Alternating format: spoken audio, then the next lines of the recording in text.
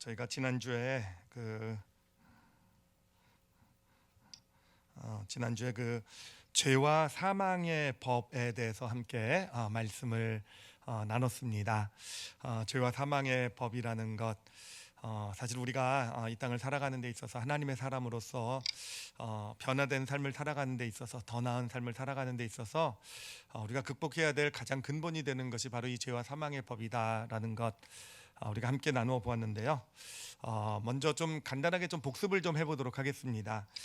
죄와 사망의 법이 무엇을 가지고 만들어지는가에 대해서 기억이 혹시 나십니까? 과거의 사건들이라 그랬죠, 그렇죠?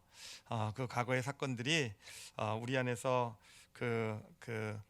이제 기억에 자리 잡게 되는데, 특히 아프고 고통스럽고 힘들었던 그런 사건들이 의식 세계에서는 기억에서는 사라져 갈지 모르지만, 그것이 특히 그 사건들이 줬던 감정의 찌꺼기들이 무의식 세계에 남아있게 된다 그랬죠, 그렇죠? 찌꺼기처럼, 불순물처럼 자리 잡게 되고, 이제 그것들이 오랜 세월을 지나가면서 또 여러 개가 더 쌓여가면서 그게 이제 단단히 굳어서 어떤 구조화가 되었다 그러죠, 그렇죠? 어떤 하나의 어떤 구조체처럼 되어서, 구조화가 되어서 우리 무의식 가운데 자리 잡게 되었다. 이것이 바로 죄와 사망의 법이다라고 말씀을 드렸습니다.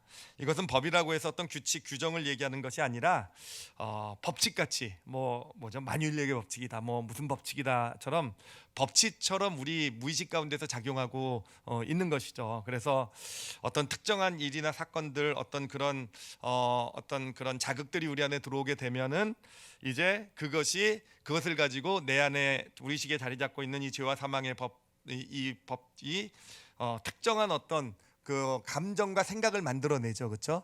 만들어내서, 무의식에서 만들어내서 그것을 우리의 의식으로 공급을 합니다. 그러면은 그런 그 감정과 생각을 우리는요, 내 것이라고 생각을 해요. 내가 만들어낸 감정, 당연히 이런 상황에선 이런 감정을 느낄 수 있고, 내가 이런 상황에선 이렇게 아파할 수 있고, 이렇게 분노할 수 있고, 이렇게 어떤 그런 좀 마음이 힘들 수 있고, 내가 만든 감정이라고 생각을 하고요. 또 생각도요, 내 생각이라고 하는 거죠. 그 상황에 대해서 합리화시키는 어떤 그런 내 생각이라고 우리는 그것을 받아들이게 되죠. 왜냐하면 무의식에 있으니까. 무의식에 있고, 결국은 그 무의식에서 죄와 사망의 법이라는 게 우린 있는지 모르기 때문에 거기서 공급되는 게 그냥 당연히 내 생각, 내 것이라고 받아들이면서 그에 따라서 어떤 행동하고 결정하고 어떤 삶을 살아가게 되는 것이죠, 그렇죠? 그런데 그 이름이 뭡니까? 죄와 사망의 법이잖아요, 그렇죠? 결국 그것이 우리로 하여금 죄와 사망으로 이끌고 가는 우리의 삶이 그렇게 무너지고 망가지게 만드는, 우리로 하여금 결국은 내가 원하는 삶을 살아내게 하는 것이 아니라 원하지 않는 어떤 그런 악을 행하게 만드는 그런 결과를 가져오게 되는 것, 이게 죄와 사망의 법칙이다라고 우리가 함께 나눴습니다. 그래요. 이 죄와 사망의 법칙은요, 사실은 모든 인간 가운데 자리 잡고 있어요. 모든 인간 가운데 자리 잡고 있는 그런 문제가 되는 것이고, 그렇기 때문에 정말 그래요. 사람들이 어떤 악을 행하고 잘못된 일을 하고 이런 것들이 사실은 어떻게 보면 그 사람 자체가 못된 사람이고, 그 사람 자체가 문제가 있어서가 아니라는 거죠. 사실은 어떤 면에서는 우리 자체는요, 다들 착하고 좋은 사람일 거예요. 그래요. 그리고 평소에 살아갈 때 착하고 좋은 사람으로 살아갈 겁니다. 그런데 문제는 나도 모르는 그 무의식에 있는 이 죄와 사망의 법이 때로는 어떤 특정한 자극, 어떤 사건 가운데서 이것이 작동해서 그것이 주는 생각, 그것이 주는 감정, 이것이 나를 자꾸 내가 원하지 않는 어떤 그런 행동, 삶을 살게 만들어 감으로써 우리 삶을 망가뜨리는 것. 근데 단순히 그것은요, 이 죄와 사망의 법이 만들어내는 것은 그것이 우리를 죄를 짓게 하고 악을 짓게 하는 것뿐만 아니라 우리로 하여금 무기력한 삶을 살게 만드는 것도, 그러니까 나는 이렇게 살기를 원하는데, 정말 이런 삶을 살기를 원하는데 그렇게 살아내지 못하고 또 예전과 똑같은 삶을 살게 만들고, 무기력하고 유혹 가운데 자꾸 빠져들게 되고, 이러한 삶을 살게 만드는 것이 결국 누가 하는 일이라고 했습니까? 내 안에 있는 죄와 사망의 법이 하는 일이다라는 거. 예, 우리가 그 존재를 몰랐을 때는요 뭡니까? 속아서 그게 마치 나인 양 내가 왜 이럴까라고 생각하면서 내가 왜 이렇게 살까? 나는 왜 이렇게밖에는 안 될까라고 생각을 하면서 살아가지만 우리가 성경을 통해서 이제 죄와 사망의 법이라는 걸 알게 되지 않았습니까? 그러면은 그 문제, 그 근원이 어디 있다? 알게 되었죠, 그렇죠? 어디 있습니까? 바로 우리 무의식 가운데 나도 모르지만 죄와 사망의 법이 내 안에 있구나. 이것이 바로 나를 죄와 악으로 어떤 내가 원하지 않는 삶의 모습으로 결과로 나를 살아가게 만드는 것이구나 라는 것을 우리는 볼 수 있다라는 것이죠. 자, 그렇다고 한다면 우리가 극복해야 되는 것, 믿음의 길을 걸어가면서 정말 하나님이 원하시는 축복된 삶을 향해 나가기 위해서 진짜 하나님이 원하시는 우리 위에 예비해 놓으신 어떤 그런 삶을 향해 나가기 위해서 우리가 극복해야 되는 건 뭐냐면 바로 이 죄와 사망의 법이라는 거예요. 이것을 극복해낼 수 있어야 정말 하나님이 예비하신 축복을 향해 나갈 수 있게 되는 겁니다. 네, 어떻게 극복할 수 있겠는가? 어떻게 극복할 수 있습니까? 오늘 우리가 읽은 본문에 그 내용이 나와 있죠. 로마서 8장 2절이죠, 그렇죠? 로마서 8장 2절을요 우리가 다시 한번 큰 소리로 같이 읽어보도록 하겠습니다. 잠깐만 좀 기다려 주시고요. 로마서 8장 2절 우리 큰 소리로 같이 한번 읽도록 하겠습니다. 시작. 이는 그리스도 예수 안에 있는 생명의 성령의 법이 죄와 사망의 법에서 너를 해방하였습니다. 그러니까 죄와 사망의 법에서 해방하기 위해서는 우리에게 뭐가 필요합니까? 생명의 성령의 법이 필요하다라는 거예요.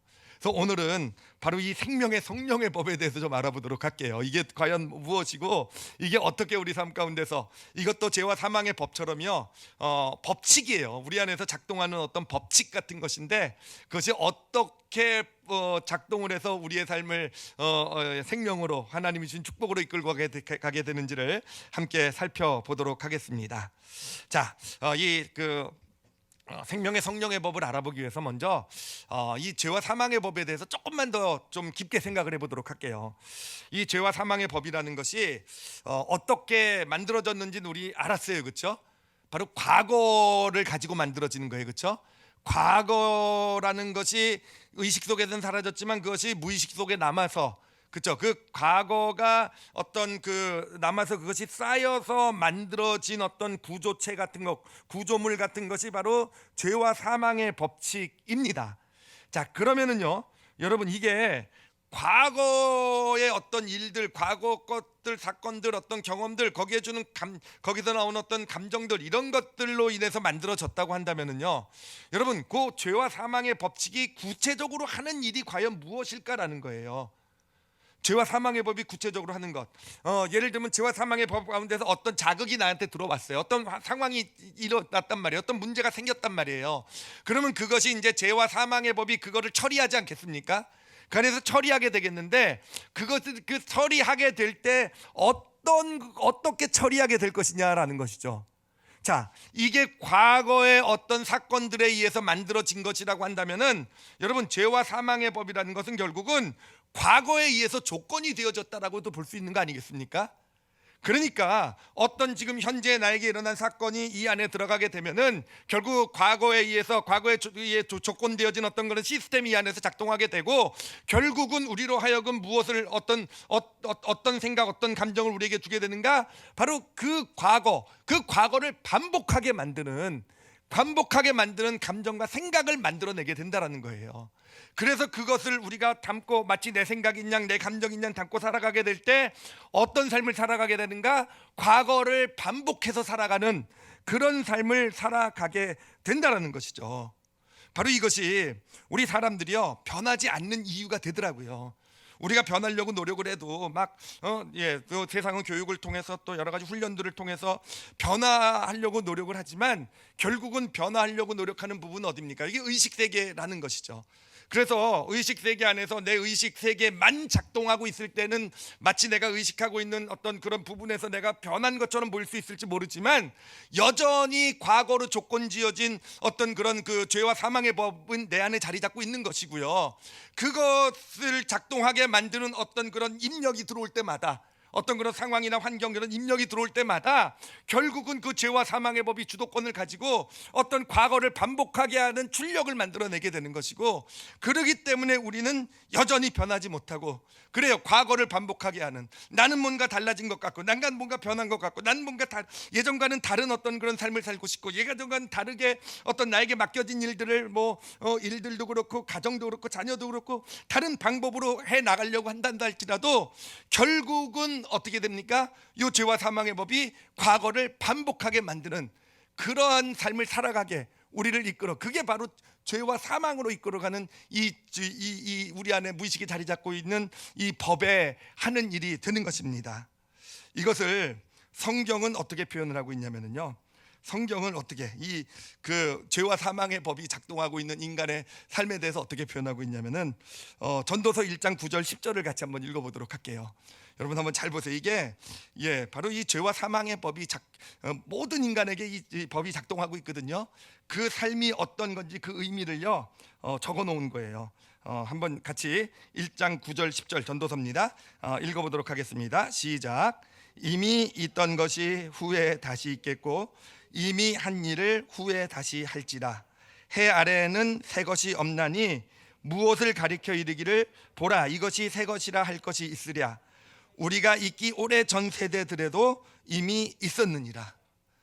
무슨 얘기인지 아시겠죠? 그렇죠?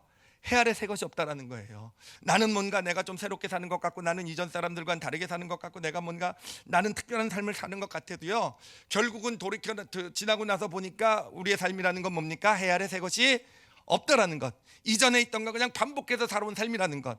여러분 근데 정말 놀라운 게 뭐냐면은 이 고백을 지금 누가 하고 있는 건지 아십니까? 솔로몬이 하고 있다는 거예요. 솔로몬이 말년에 하고 있는 고백이에요. 이 솔로몬이 어떤 사람입니까? 세상에서 가장 높은 지혜를 가졌던 사람이잖아요, 그렇죠? 그리고 정말 가장 큰 어떤 권세와 명예, 어떤 물질, 부, 모든 것을 누렸던 사람이 솔로몬이잖아요. 그러면 여러분, 솔로몬이라고 한다면 누구보다도 나는 다른 사람보다 다른 삶을 살았어, 나는 변화된 삶을 살았어, 나는 특별한 삶을 살았어, 나는 새로운 삶을 살았어 라고 얘기할 수 있다고 한다면 바로 가장 그럴 수 있는 사람이 솔로몬이라고 할 수 있을 거예요. 근데 그 솔로몬이 뭔가 자기는 특별하다고 생각하면서 그 지혜와 다른 사람 없는 그런 모든 명예, 모든 걸 다 누린 사람이 인생의 결론이 뭐냐? 헛되고 헛되다라는 거예요. 왜 헛됩니까? 결국은 나도 반복되는 삶, 뭔가 새롭게 나는 다르게 살아왔다고 생각하는데 지나고 나서 보니까 과거를 반복했던 그런 삶을, 해 아래 새 것이 없는 인생을 살아왔다라는 것, 이게 바로 솔로몬의 고백이고요. 그런 그 근본 이유가 뭐겠습니까? 그 근본 이유가요, 바로 우리 무의식 가운데 자리 잡고 있는 죄와 사망의 법이라는 거예요. 그 죄와 사망의 법, 그것이 우리 가운데 역사하고 있는 한 우리는 결국은 솔로몬이 그랬으니까 뭐 우리도 그러겠죠, 그렇죠? 우리는 나는 아니요. 지나고 나서 보면 그래요. 인생의 마지막 순간에 가서 보면 다 헛되고 헛된, 그냥 해 아래 새 것이 없는, 그냥 남들이 살았던 인생 나도 그냥 똑같이 살았던 것이고, 앞으로 그래요, 누구도 또 똑같은 인생 또 앞으로도 살아가게 될 것이고, 그게 인생의 모습이다라는 것, 이게 원죄를 가진, 그로 인해서 이 죄와 사망의 법이 우리 가운데 자리 잡게 된 그런 모든 인생의 모습이 된다라는 것입니다. 자, 그러면 그 죄와 사망의 법으로부터 우리를 해방시키는 법이 생명의 성령의 법이라고 그랬어요.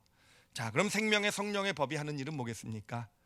생명의 성령의 법이 하는 일은요, 쉽게 말씀드리면 보라 새 것이지, 그러니까 그 해 아래 새 것이 없나니에서 우리 인생을 보라 새 것이 되었나니로 바꾸는 그런 삶을 살게 하는 것이 바로 이 생명의 성령의 법이 하는 일이 되는 것입니다. 그래서 우리 안에서 생명의 성령의 법이 작동하기 시작하게 되면은 진짜 이전과는 다른 삶을 살아갈 수 있게 된다라는 거. 정말 이전과는, 내가 이전에 살았던 아무리 노력해도 내가 다르게 살아야지, 다르게 해야지 해도 여전히 똑같은 모습으로 살 수밖에 없었던 우리가 이제는 진짜 이전과는 다른, 그래서 이전과는 다른 삶의 열매를 맺는 그런 삶을 살게 하는 것, 이것이 바로 생명의 성령의 법칙이 되는 것입니다. 자, 그런데 이 생명의 성령의 법이 어떻게 우리에게 작동이 되게 되겠는가?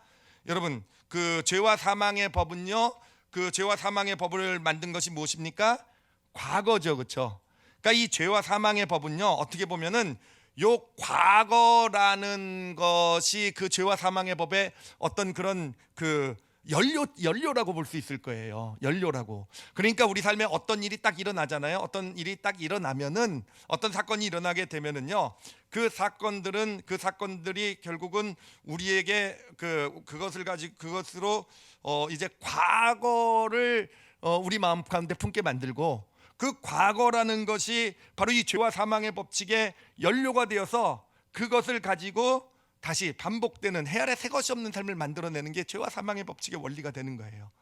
그런데 이 생명의 성령의 법은 무엇이냐면은 바로 그 과거를, 지금 일어난 사건에서 우리 마음에서 과거를 분리시켜내고 우리 마음 가운데 현재가 채워지게 될 때 그 현재를 연료 삼아서 작동하는 법이 이 생명의 성령의 법이 된다라는 것입니다.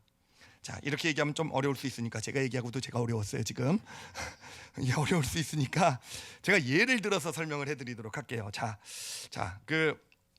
예수님의 두 가지 예를 들 텐데요. 첫 번째는 뭐 아주 너무 잘 아는 예예요. 제가 설교 때 너무 많이 하는 예니까 그렇기 때문에 여러분이 아마 이야기도 더 쉬울 수도 있을 거예요. 그 나병 환자의 예입니다. 나병 환자. 나병이 뭔지는 뭐 잘 아시겠죠, 그렇죠? 전염병이고 뭐 아주 끔찍한 전염병이죠. 지금 우리는 전염병 이해를 잘 하고 있죠, 이 코로나 때문에. 근데 그것과는 비교도 안 되는 아주 그런 끔찍한 병이고, 아주 치명적인 병이고, 또 부정하다고 하죠. 접촉이 절대로 하면 안 되는 그런 병이 나병이 되죠. 그리고 이스라엘 백성들에게는 하나님 앞에 나아갈 수 없는 병이, 하나님 앞에 설 수 없는 병이, 하여튼 뭐 마을이나 가족으로부터도 다 분리돼서 마을 안에는 들어가지 못합니다. 그래서 혼자 마을 밖에서 살아야 되는 어떤 그런 병이 이제 격리죠, 그렇죠? 격리. 요즘 격리 때문에 고생 많이 하시는데, 그 병이 바로 이 나병이 아니겠습니까? 자, 그런데 이 나병 환자가 이제 어느 날 예수님께서 한 마을에 계시다가 그 마을을 떠나서 다른 마을로 가신다라는 그런 그 소식을 듣게 되었어요. 자, 그러니 이 나병 환자에게서는 아주 기회입니다. 드디어 이 마을을 밖으로 예수님이 나오시니까, 이 마을 밖에 나왔을 때 이제 예수님 앞에 이제 나가서 이제 치료를 해달라고, 이제 나를 깨끗게 해달라고 이제 예수님께 구해야 되겠다는 결심을 하고요, 예수님 앞으로 뛰어나가게 돼요.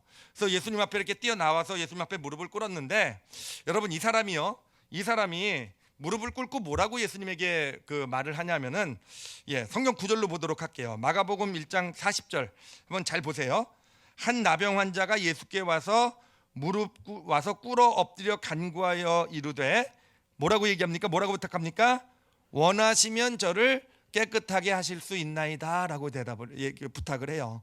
자, 이 답이 원하시면 저를 깨끗게 하실 수 있나이다, 이 부탁을 보면요, 이게 사실은 이게 굉장히 이상한 부탁입니다. 그러니까 성경이 워낙 이상한 내용이 많으니까 우리가 그냥 이상한 걸 당연한 것처럼 여기고 넘어갈 때가 많은데, 그냥 상황적으로 이렇게 놓고 보면 이게 사실은 어떻게 보면 왜 이런 부탁을 하지라고 생각이 들게 만드는 그런 이상한 부탁이에요.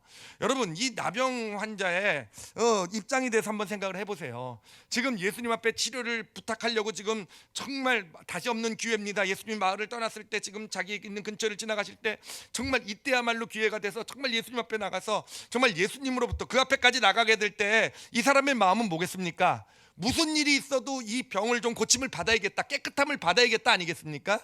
그렇잖아요. 여러분들도, 우리도 뭔가 큰 문제나 이름이 있을 때 예수님 앞에 나올 때 정말 예수님이 나의 이 문제를 꼭 해결해 주시길 원하는 바람을 가지고 나오는 거잖아요.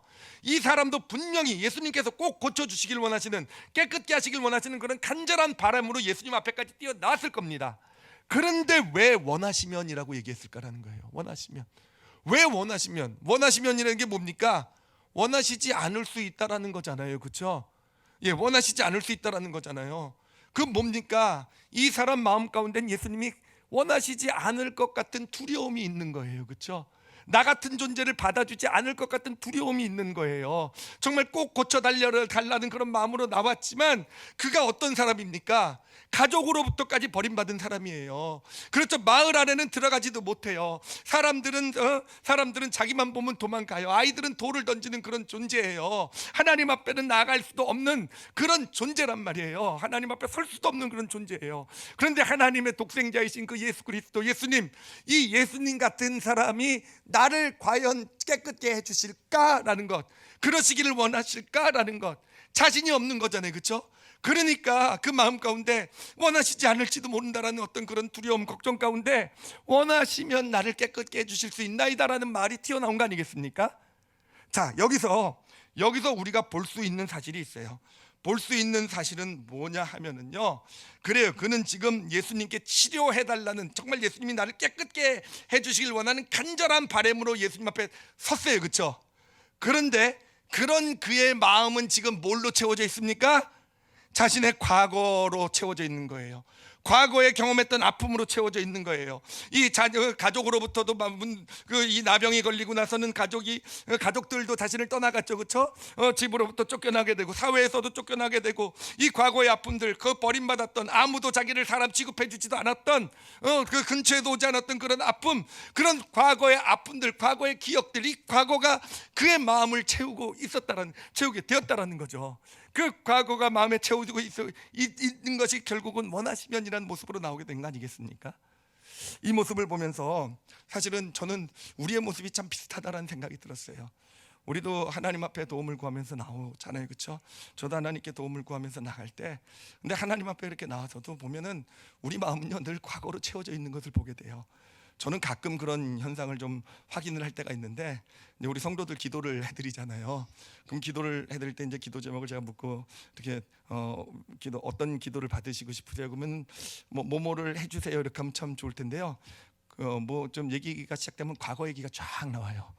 지가요 예전에 있잖아요, 이것이 이때 그때 우리 아이가 뭐 그때 이런 일이 있어서 그때 그 사건 때문에 뭐 아니면 그때 그 일이 뭐 어쩌고 하여튼, 그래가지고 제가 가능하면 말을 안 시켜드리려고, 왜 기도 받으실 무슨 기도 좀, 그래서 제가 적어서 받는 이유가 그 중에 하나이긴 한데, 그래요. 제가 그게 잘못됐다는 건 아닌데 우리들의 모습이라는 거예요. 우리들의 모습이 뭐냐면은, 우리는 하나님 앞에 나올 때도 보면, 뭔가 하나님의 도우심을 받기를 원해서 이렇게 나올 때도 보면 우리 마음은요 늘 과거로 채워져 있다라는 거예요.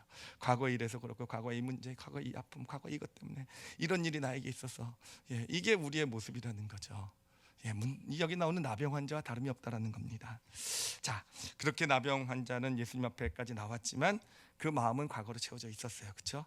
자, 그런 가운데서 예수님께서 첫 번째로 한 행동이 뭡니까? 첫 번째로 한 행동이 그 사람을 보고요, 그 사람 앞에 가까이 다가가셨어요, 그렇죠?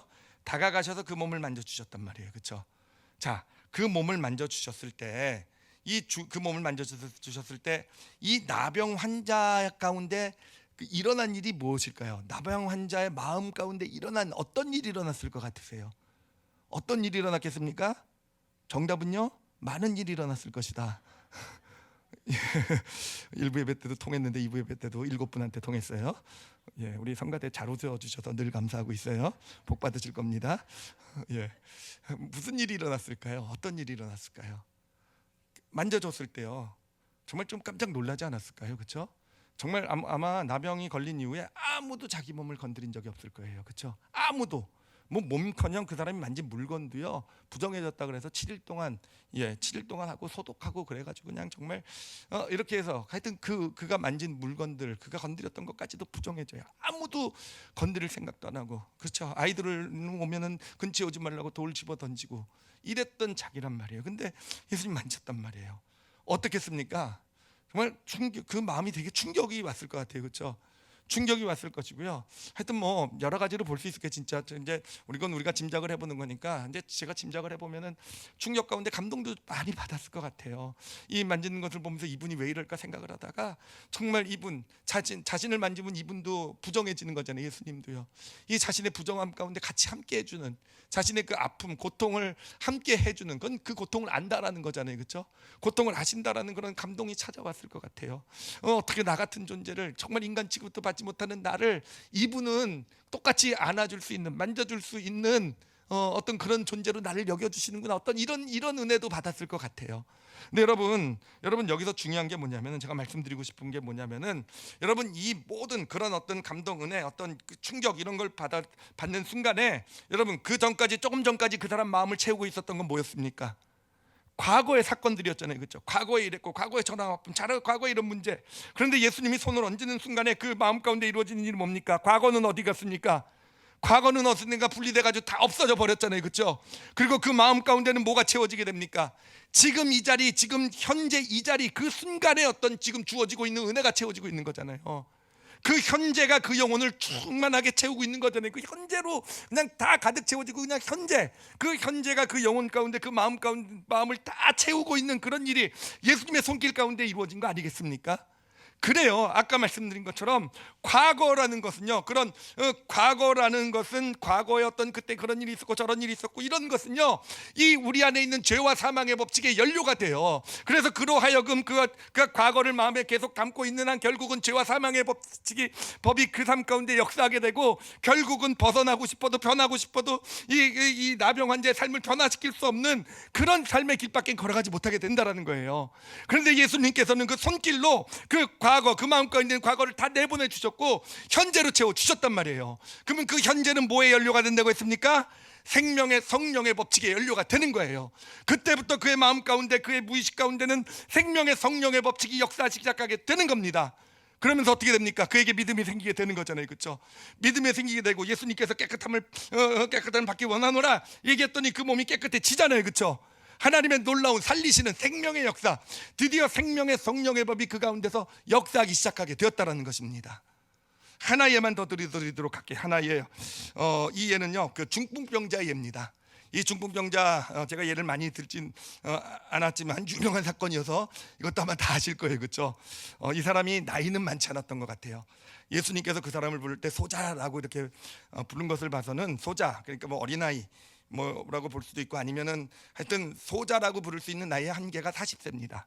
그러니까 40세 전이겠죠. 한 20, 30대 정도에 이 사람이 중풍병이 걸렸어요. 중풍병이 뭔지는 다 아시죠, 그렇죠? 하여튼 그 병이 오면 수추록이라고도 하나, 하여튼 온몸을 움직이지 못하게 되는 거잖아요. 내 마음대로 말도 못하게 되고, 이런 병이 걸리게 되고, 갑자기 병이 찾아오게 되고, 이제 우리가 잘 아는 대로 친구들이 그 침상채로 예수님께로 데려왔는데, 예수님이 집안에 계신데 사람이 하도 많이 모여 있으니까 지붕 위에 올라가서 지붕을 뜯고요. 지붕을 뜯고 그 사람을 예수님 앞으로 침상채 이렇게 내려보내는 거 되는 거 아니겠습니까? 자, 그런데 여러분, 여기서 우리가 좀 생각해 봐야 될 것이 있어요. 자, 이 중풍병자가요, 이제 움직이지 못하고 이제 어느 날 갑자기 중풍병이 찾아오잖아요. 우리도 모르게. 그래가지고 갑자기 움직이지도 못하고 그냥 온몸 말도 못하게 된 그런 상황, 중풍병이 걸렸단 말이에요. 자, 그러면 그의 마음이 어땠을까요? 그의 마음이 어땠을 것 같으세요? 한번, 이건 우리도 뭐 아주 어렵지 않습니다. 여러분에게 갑작스러운 불행이나 어려움, 큰 병 이런 것이 찾아오면 여러분 어떤 생각부터 먼저 드십니까? 내가 뭔 그렇게 큰 죄를 졌기에, 이런 생각 안 드세요? 특히 우리 크리스찬들은 더 그런 것 같아요, 그렇죠? 내가 무슨 그런 죄를 많이 졌기에. 그렇잖아요. 이 중풍병자가 중풍병에 걸렸을 때 그 마음 가운데는요, 그런, 정말 이 유대인이 하나님 믿는 사람이에요. 내가 무슨 그렇게 큰 죄를 졌기에 내가 이런 중풍병에 걸렸을까? 나에게 이런 병이 찾아왔을까? 그러다가 그의 마음은 누워 있으면서요, 말도 못합니다, 그렇죠? 누워 있고 꼼짝도 못해요. 그런 상황에서 누워 있으면서 그의 마음을 괴롭히는 건 뭐겠습니까? 늘 그런 어떤 이런 고통이 찾아오면은요, 저도 그래요. 내가 과거에 이걸 잘못해서 그런 거구나. 내가 그때 그렇게 하지 말았어야 되는데, 내가 왜 그때 그렇게 살았을까? 내가 왜 그때 그렇게 하지 말아야 될 말을 그렇게 했을까? 행동을 했을까? 그렇잖아요. 이 중풍병자요, 그동안 누워 있으면서 그 마음 가운데는 끊임없는 과거에 자신이 잘못했던 것들, 후회들, 안타깝들, 그때 내가 그렇게 살지만 않았으면 어쩌면 내가 지금 이렇게 중풍병까지 걸리지 않을 수 있었을 텐데, 내가 그때 그렇게 하지만 않았으면, 결국 그 마음 가운데 그런 과거가 지금 가득 채워져 있는 그런 상황 아니겠습니까? 그런 상황 가운데로 예수님 앞에 지금 내려오게 된 거 아니겠습니까? 자, 그런데 보세요. 예수님께서 이제 탁 그 침상채로 이 사람이 딱 내려오게 됩니다. 내려오게 되니까, 여러분, 보통 그 침상채로 중풍병자가 예수님 앞에 딱 내려오면 뭘 기대하시겠습니까? 예수님으로부터 뭘 기대하시겠어요? 예수님이 있으시면 뭘 기대하겠습니까? 당연히 이 자리에 지금 제가 아니라 예수님이 서 계시겠다고 하는데, 중풍병자 나왔으면 뭘 기대하고, 여러분 다 뭘 기대하겠습니까? 중풍병자 치료해 주는 거 기대하게 계시겠죠, 그렇죠? 그래서 와, 중풍병자를 치료하나 보자, 뭐 이런 분위기였단 말이에요. 그런데 여러분, 예수님이 뭐라고 얘기하시냐면은, 이 사람에게 중풍병자의 치료를 선포하는 것이 아니라, 소자야, 내 죄 사함을 받았노라라고 죄 용서를 선포하셨단 말이에요. 죄 용서를 선포하셨단 말이에요. 여러분, 왜 예수님께서 죄 용서를 선포하셨겠습니까? 중풍병자가 왔으면 병을 고쳐주셔야지 왜 죄 용서를 선포해 주셨겠는가 하는 거예요. 여러분, 그 의미를 정확하게 알아야 돼요. 이걸 가지고 많은 사람들이 그런 해석도 많이 해요. 먼저 하나님의 은혜를, 능력을 경험하기 위해서 먼저 회개하고 죄부터 용서받아야 된다, 이런 것도 하는데, 여러분, 물론 틀린 말이 아닐 수도 있겠지만 예수님의 이 행위에는요, 그거보다 더 깊은 의미가 있어요. 예수님께서 죄의 용서함을 받았노라라고, 너 죄의 용서함을 받았노라 한 건 뭐겠습니까? 지금 그 마음을 가득 채우고 있는 게 뭐라 그랬어요? 과거라 그랬잖아요, 그렇죠? 과거에 자기의 잘못됐던 거, 자기의 어떤 실수들, 어떤 하지 말아야 될 그런 것들을 가득 채워 있다고 얘기했잖아요. 그런데 바로 예수님께서 죄 용서함을 받았노라라고 얘기함으로써 뭐를 지금 끊어내 주신 것입니까? 과거를 끊어내 주신 거예요. 너 그 죄, 네가 그것 때문에 지금 고통하고 그것 때문에 힘들어하냐? 아니, 내가 너의 죄를 용서했노라. 그 죄를 용서하는 그 말 가운데 이 중풍병자는요, 그 마음 가운데 뭐가 채워지게 됩니까? 이제 더 이상 과거가 있지 않은 거예요. 과거는 그 마음으로부터 언젠가 사라지게 되고, 지금 나를 용서해 주신 하나님의 은혜, 저 예수 그리스도의 그 은혜가 마음 가운데 채워지게, 그 은혜, 지금 현재 주어지고 있는 그 용서의 은혜로 그 마음이 채워지게 되었다라는 것입니다. 바로 예수님께서 하시는 일이 바로 그거예요. 예수님이 아까 그 소경 나병 환자에게는 손을 대시고요, 이 중풍병자에게는 용서를 선포하신 그 의미가 어떻게 보면요, 행동은 다르지만 그 내용은 다를지 모르지만 본질은 같다라는 겁니다.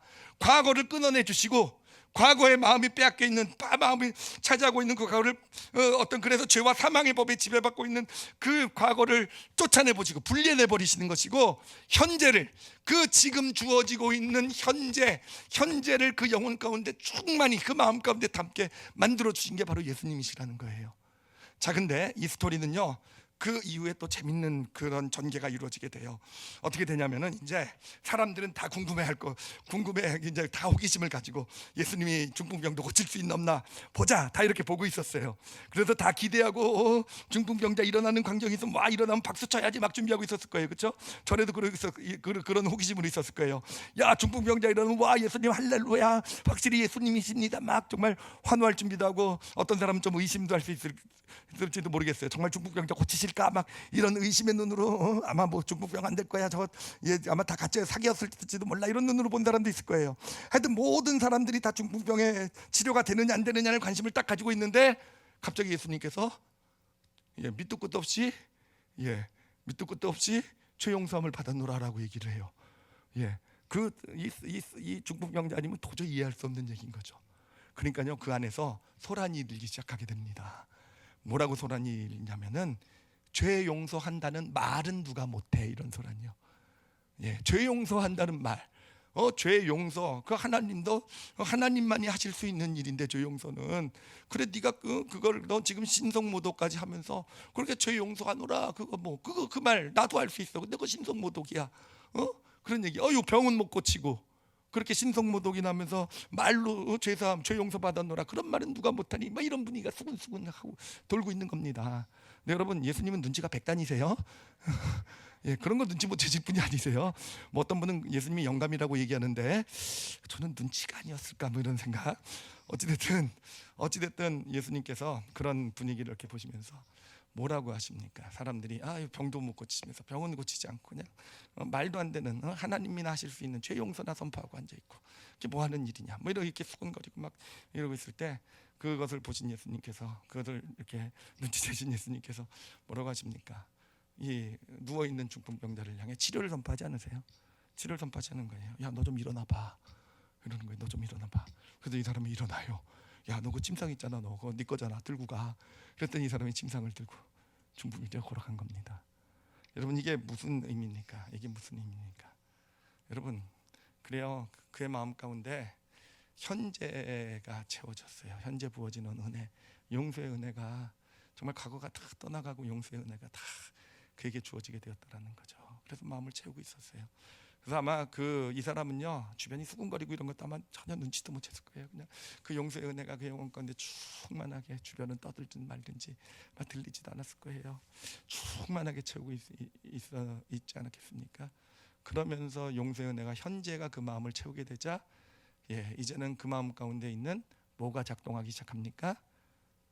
생명의 성령의 법이 작동하기 시작하게 된 거예요. 그래서 어느새 자기도 모르게 어느샌가 중풍병이 치료되어져 있었던 겁니다. 그런데 그것도 모르고 있다가 예수님이 일어나 보려니까 일어나지네. 침상 들어보니까 이 무거운 침상이 들어지네. 이렇게 해서 걸어가게 되었다라는 거예요. 여러분, 이게 생명의 성령의 법이 역사하는 방법입니다. 여러분, 옛사람은요 우리 안에서 늘 하는 게 뭐냐면은 우리에게 일어나는 사건을 가지고 그것을 우리 마음에 그것을 가지고 자꾸 과거를 채워요.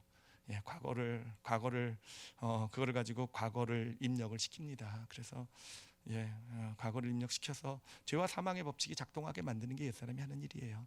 그게 작동이 되면 과거라는 지금 일어난 어떤 자극들 사건을 통해서 과거를 마음에 채우고 그게 작동이 되게 되면 결국 죄와 사망의 법칙이 우리 삶에 작용해서 살아가게 되는 거예요. 그런데 예수님께서 하시는 일은 뭐냐면은 그래요. 어떤 일이 일어났을 때 그런 사건 가운데서 우리에게 그 사건에서 무엇을 경험시켜 주십니까? 현재라는 거, 과거를 끊어내 주세요. 예수님이 하시는 일은 그거예요. 다예요. 그게 다.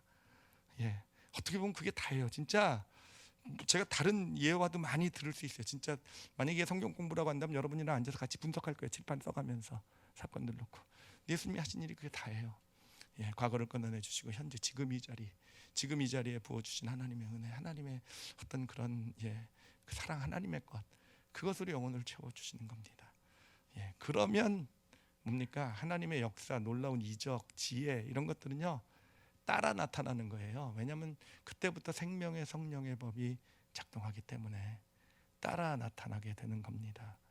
그래서 여러분 거꾸로 보시면 안 되세요. 거꾸로 예수님이 하시는 일이 이적을 행하시고 예수님이 하시는 일이 놀라운 역사를 주시고 그래서 늘 그것만 바라보면은요 그래요. 그러면서 그것을 바라보면서 내 마음은 늘 과거로 채워져 있으면 왜 나한테는 하나님의 능력이 안 나타날까? 왜 하나님은 내 삶을 인도하지 않으실까? 그러면서 늘 마음은 과거에 내가 이걸 잘못해서 그렇고 내가 이렇게 죄를 져서 그렇고 내가 이렇게 문제가 있어서 그렇고 이렇게 해서는요 하나님의 도우심, 하나님의 역사는 나타나지 않는다라는 겁니다.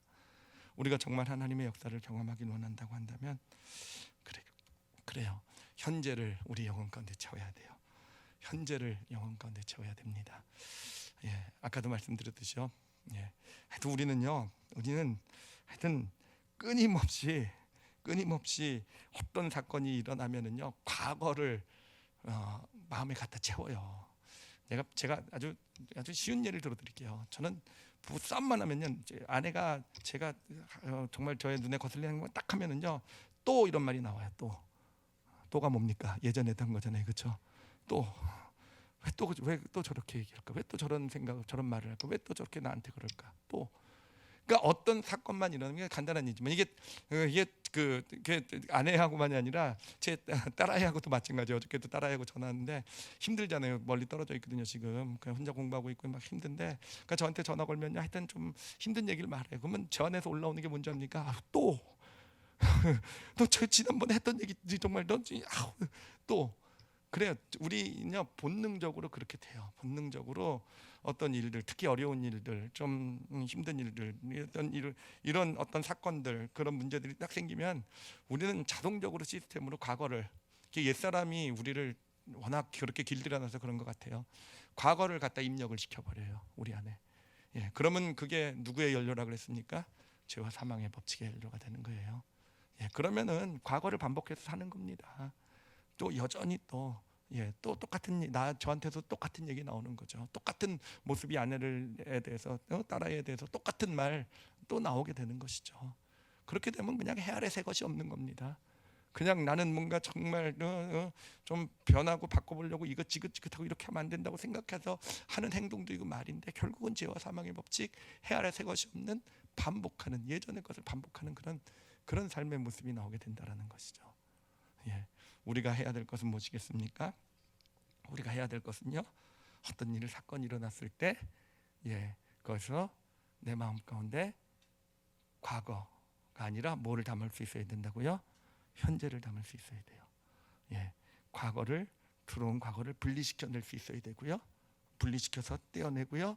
현재로 내 영혼을 충만하게 내 마음을 채울 수 있을 때, 여러분, 그때부터 생명의 성령의 법, 정말 하나님께서 우리를 정말 해방시키시고 정말 우리가 원하는 삶, 진짜 바라고 원하는, 정말 보라 새 것이 되었도다라고 고린도 후서 5장 17절인가요? 거기서 선포했잖아요. 진짜 새 것이 되는 인생이 시작되어져 나가는 그런 축복이 나타나게 되는 것입니다.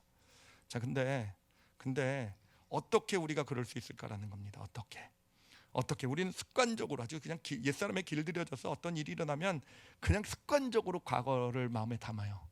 이거는 의식도 못해 그냥 자동 시스템입니다. 습관적으로 담아요. 그러면 어떻게 해야 그 과거를 분리해내고 현재를 담을 수 있겠습니까? 어떻게 해야 되겠습니까? 어떻게 하면 되냐면요, 여러분, 이 나병 환자하고 이 중풍병자를 생각해 보세요. 그들은 예수님 앞에 나와서까지도 과거가 마음에 있었잖아요, 그렇죠? 과거로 마음이 채워져 있었잖아요. 근데 언제 그들에게 과거가 분리되고 현재에 주어지는 것에 영원히 그 마음이 채워지게 됩니까? 예수님께서 만지셨을 때, 예수님께서 그의 마음을 아시고 용서를 선포하셨을 때요. 그렇죠? 그러니까 그걸 뭐라고 얘기할 수 있냐면 예수님이 지금 그 자리에 함께 계심을 경험할 때예요. 여러분, 그래요.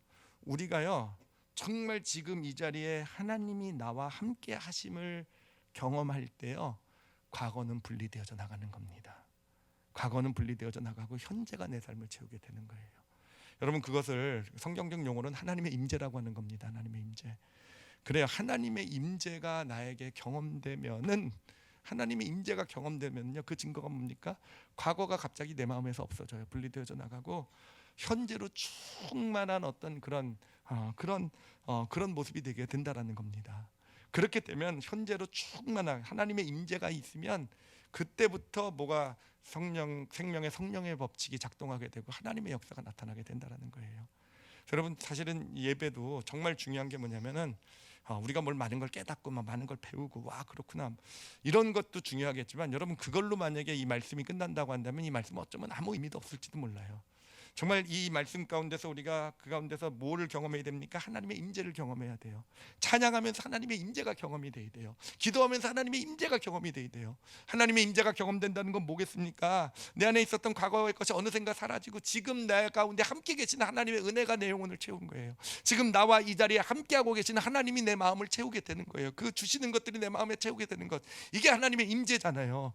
그렇게 될 때 이 예배가 진짜 예배가 되는 것이고, 우리의 찬양, 우리의 드리는 기도가 진짜 기도, 생명의 성령의 법칙을 우리 삶 가운데 역사하게 하는 진짜 하나님 앞에 드려지는 우리의 믿음의 모습이 되게 되는 겁니다. 하나님의 임재가 없으면 그 나머지 모든 것들은 그냥 종교 행위에 지나지 않게 된다라는 겁니다. 자, 그런데 여러분, 그 하나님의 임재가 바로 이 우리 마음 과거를 끊어내는, 우리 마음의 현재를 채우는 그런 아주 근본이 되는 것인데, 여러분, 문제는 뭡니까? 우리는 자동적으로 어떤 사건이 일어나면은 옛사람에 길들여진 우리는요, 자동적으로 과거를 받아가진다고 그랬잖아요, 그렇죠?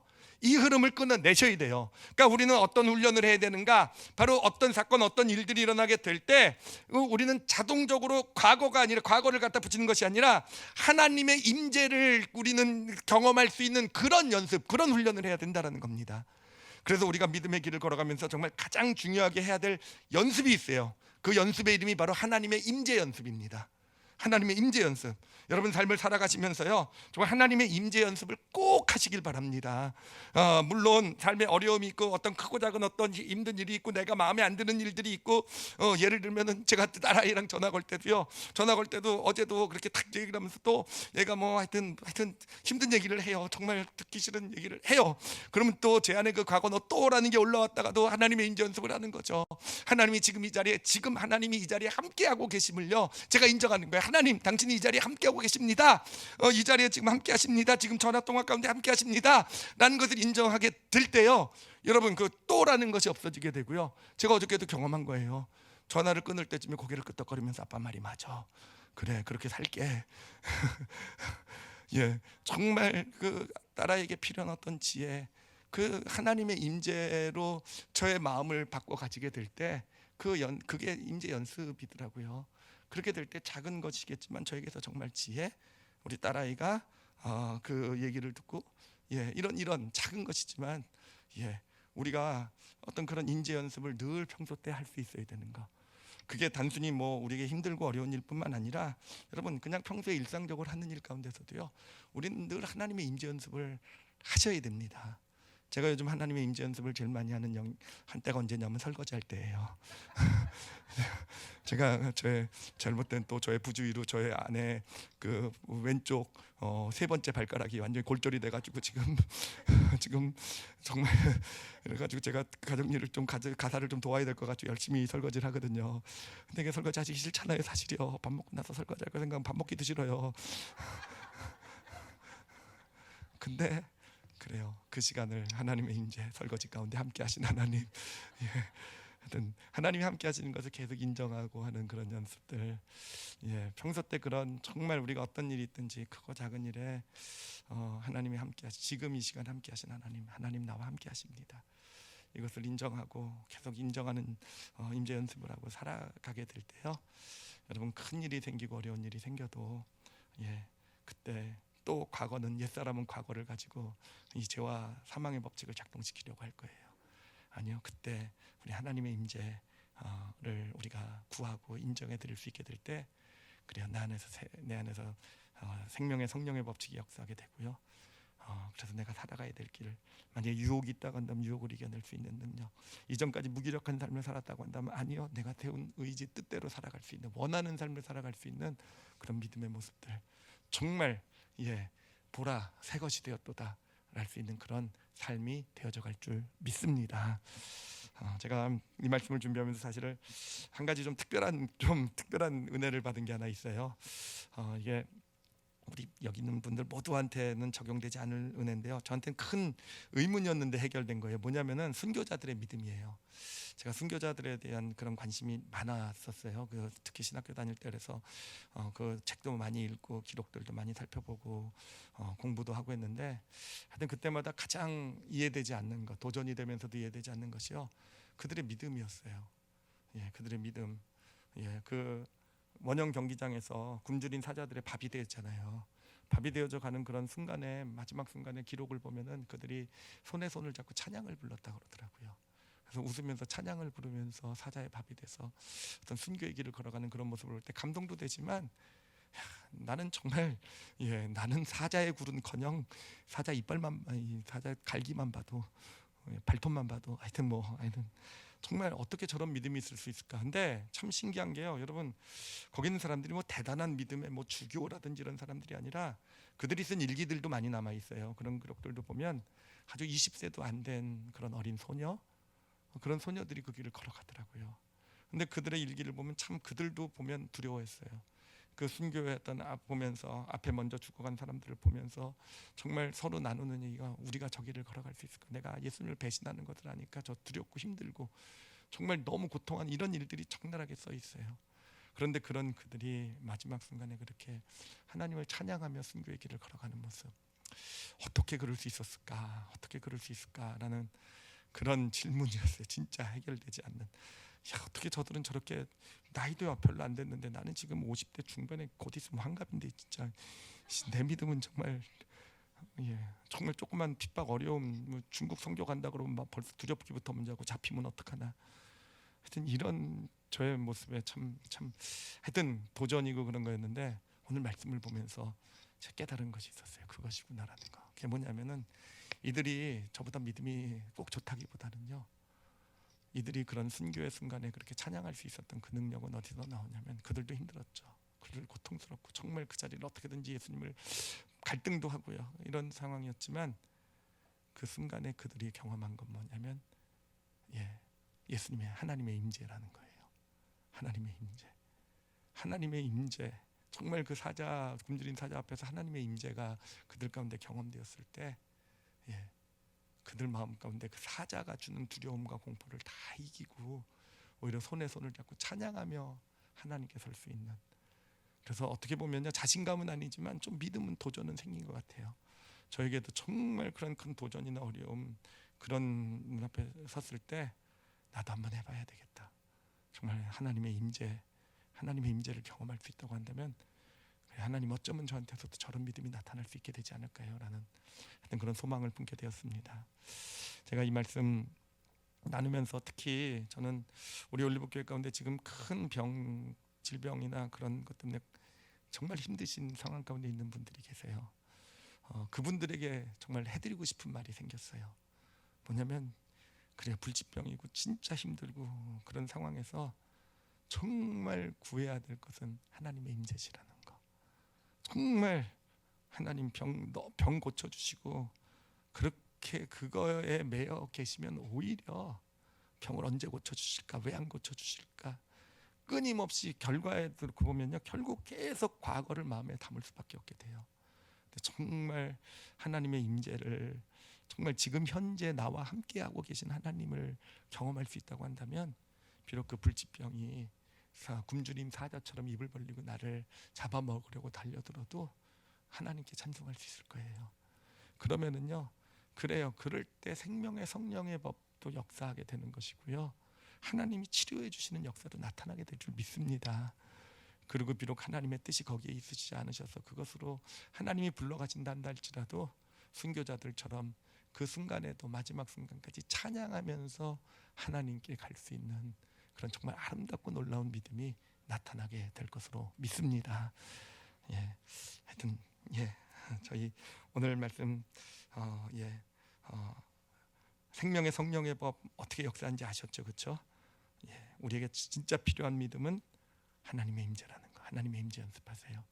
하나님의 임재 연습하셔서 정말 어떤 순간에도 과거가 내 마음을 채우지 않고 현재로 지금 나와 함께 하시는 하나님을 잘 경험하실 줄 아시는, 그래서 정말 내 안에서 역사하시는 하나님께서 이미 놓아두신 생명의 성령의 법이 죄와 사망의 법에서 우리를 해방하는 그런 놀라운 축복된 인생들을 살아가시는 저 여러분이 되시기를 예수님의 이름으로 축원합니다.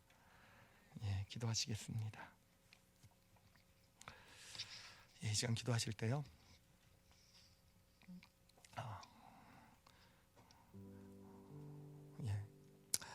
사실 좀 찔리면서 말씀을 준비했어요.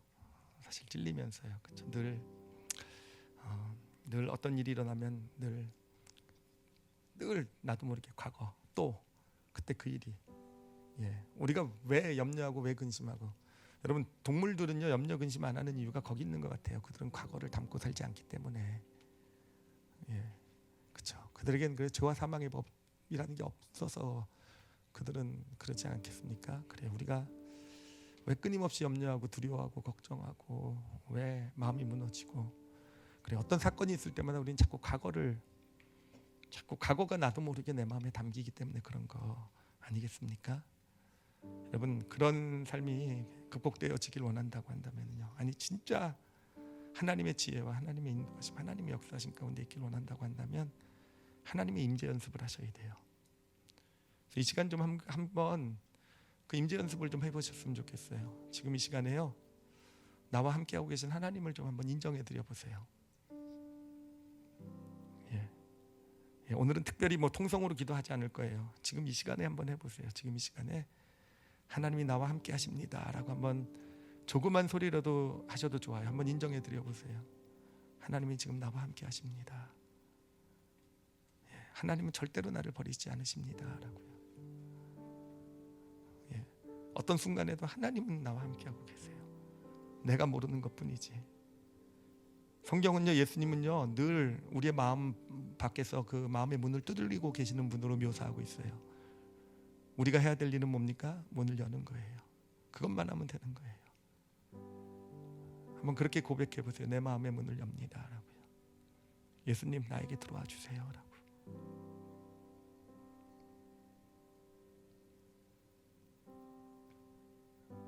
그래요. 어렵고 힘든 일이 있으십니까? 지금요? 삶의 어떤 문제들, 관계 어떤 힘든 고통들, 속상한 일들, 한번 그 영역에서요, 하나님이 나와 함께 하십니다 라고 이 시간 한번 고백해 보세요.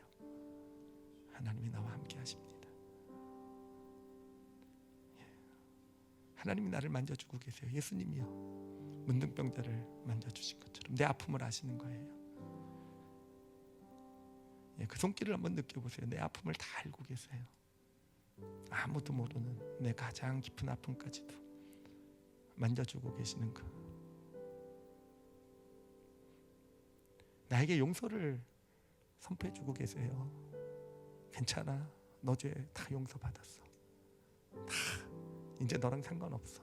네가 과거의 모습이 어떻든지, 네가 무엇을 잘못했고 무엇을 후회하고 있든지, 아니, 그래, 하나님의 임재입니다.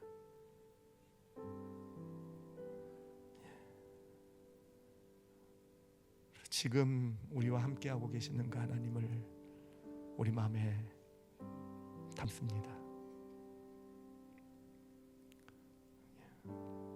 그것이 다예요, 다. 그것이 다입니다. 그것이 다예요. 지금 이 시간뿐만 아니라 앞으로도요. 어떤 문제, 어떤 어려움, 어떤 힘든 일이 있든지요, 예수님께 마음 문을 열어드리고요, 그분을 영접해드리고 나와 지금 함께 하시는 그분, 내가 그분을 마음에 담을 수만 있다고 한다면 그게 다예요. 다.